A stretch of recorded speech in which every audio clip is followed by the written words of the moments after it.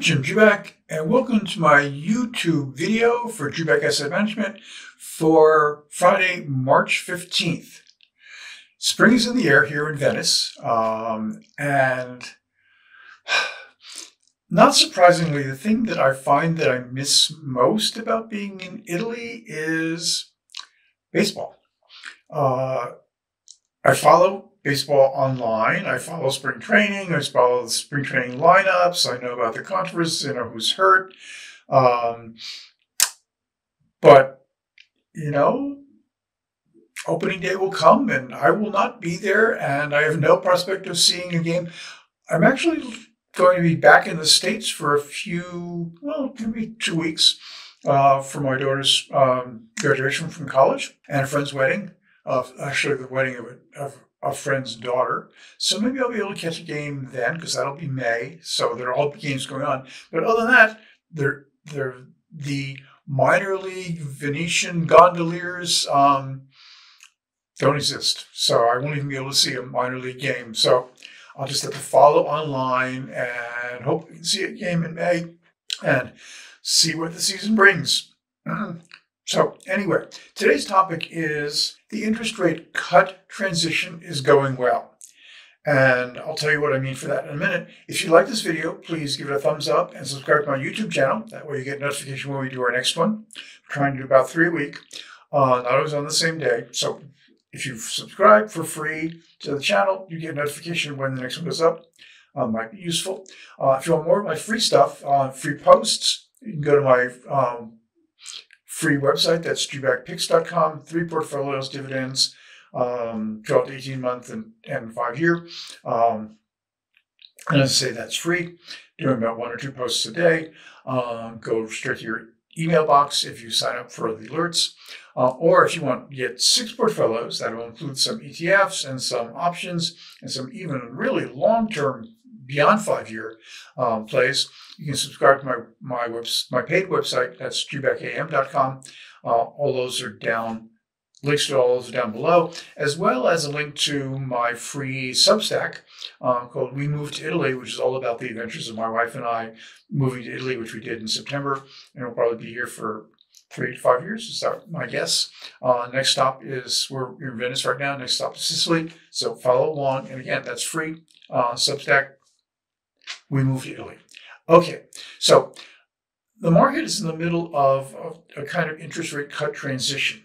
And it's actually handling it fairly well. We had another bout of bad inflation news. It's 2 this week.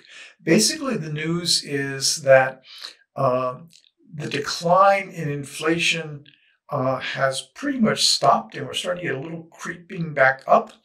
Not big. It's between 3.7 versus 3.8, but we're not going down anymore. And it looks like that last bit that was going to enable the Fed to say with confidence that we're back at 2% inflation, it's going to be really, really tough. So what the market has been doing has been sliding the date for its anticipation of the first interest rate cut from the Fed.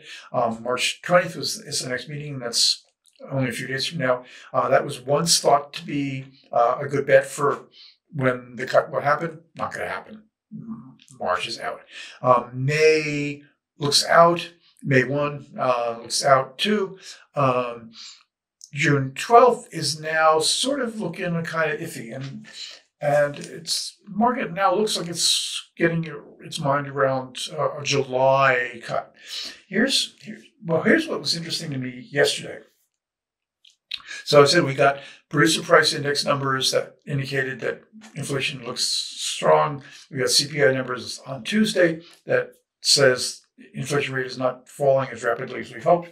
So all in that bad news, the odds of a June 12th rate cut on the Chicago Mercantile Exchange CME Fedwatch Tool, which looks at prices in the Fed funds futures market to try to figure out where investors are pricing in Fed action. Basically, it moved in a way that you'd expect if we were seeing inflation lasting longer and higher, and therefore interest rates being more delayed. But basically, we're talking about the odds for one or more cuts by the June 12th meeting on March 14th were 61.3%.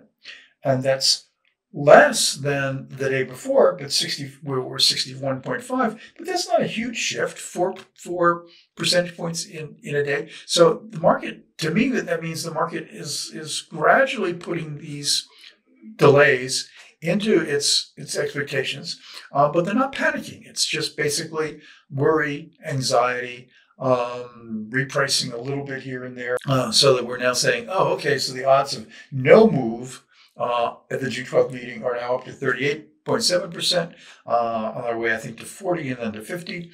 But that at 38.7, it's only up from 34.8 the previous day. So again, sliding gradually, which is not good for the market. I think the market, as I've argued a number of times repeatedly, is pretty much going to go nowhere until we get to April and we get earnings excitement again, probably around AI earnings from NVIDIA and AMD and everybody else that has any scent of AI about them. So we'll get more excitement then. But until then, I think we're going to move sideways, maybe a little down. It's not a bad thing to be happening, consolidation after all this rally, as long as we don't get the market going, oh my goodness, interest rates are going to be delayed. And so far, that doesn't seem to be happening. We're getting a relatively easy transition to delayed expectations, which is not a bad thing. Okay, so if you like this video, please give it a thumbs up. Subscribe to my YouTube channel. That way you get notification of when we do our next one. We're trying to do about 3 a week. If you want to get more of my free stuff, usually 1 or 2 posts a day, straight to your email box if you sign up for alerts. That's at richardbackpicks.com. 3 portfolios for 12 to 18 months, dividends, and 5 years. And that's free. Subscribe. You get usually twice as many picks, twice as many posts a day, sometimes as many as 4. 6 portfolios instead of 3. So we do some ETFs, we do some options, we do some really long-term, beyond 5 years picks. And that's Jubak Asset Management, jubakam.com. You can find links to all those down below, as well as if you would like to follow my adventures as I move, at least for 5 years, to Italy. You can subscribe to my free Substack. That's We Moved to Italy on Substack. So that would be a way to follow those adventures. And we post, once, twice, 3, 4, 5 times a week, depending on what we find of interest. Okay, so that's my notice of what we're offering. My take on the market right now, which is the transition is putting some pressure on stocks to move sideways or slightly down. But so far, at least, the transition is going, I think, reasonably well. Okay, thanks very much for watching.